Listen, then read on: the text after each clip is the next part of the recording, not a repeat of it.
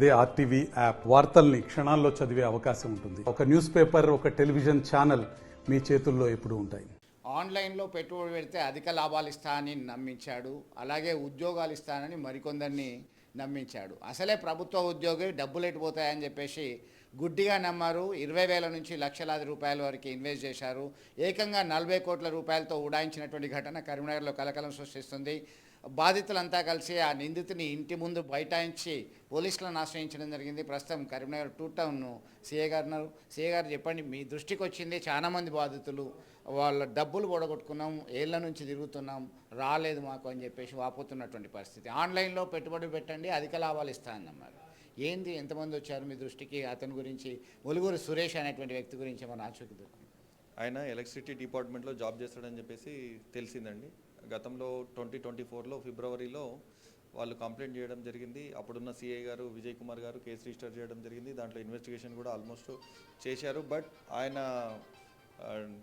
మామూలుగా సెల్ ఫోన్లు కానీ అన్ని ఎటువంటి నెట్వర్క్ వాడకుండా స్విచ్ ఆఫ్ చేసి పెట్టడం వల్ల అసలు ఇంకా ఆయన ఏది కూడా వాడట్లేదు. బ్యాంక్ ట్రాన్సాక్షన్స్ కూడా ఏం చేయట్లేదు.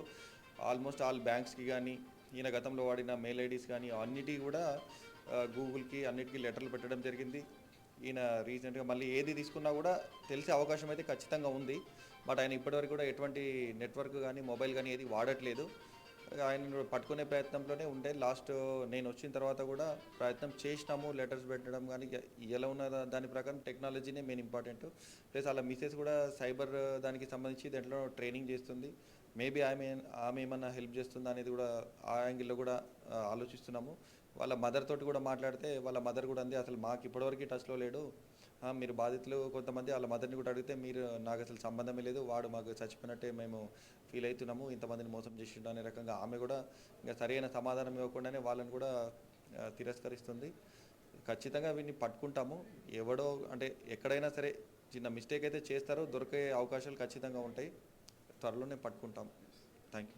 మొత్తం మీద గుడ్డిగా నమ్మడం అనేది ఇప్పటి నుంచైనా మానుకోవాలని చెప్పి సూచిస్తున్నారు. ఖచ్చితంగా అతని ఆచూకీ తెలుసుకోవడానికి ప్రయత్నాలు చేసుకున్నాము. కఠినంగా చట్ట ప్రకారం శిక్షించడానికి సిద్ధంగా అన్ని ప్రయత్నాలు చేస్తున్నట్టుగా చెప్తున్నటువంటి పరిస్థితి. విడుదల సుమంత్తో కలిసి చంద్రశేఖర్, ఆర్టీవీ, కరీంనగర్ నుంచి. మరిన్ని వీడియోస్ కోసం ఛానల్ ని సబ్స్క్రైబ్ చేయండి. లేటెస్ట్ అప్డేట్స్ కోసం వాట్సాప్ ఛానల్ ని ఫాలో చేయండి.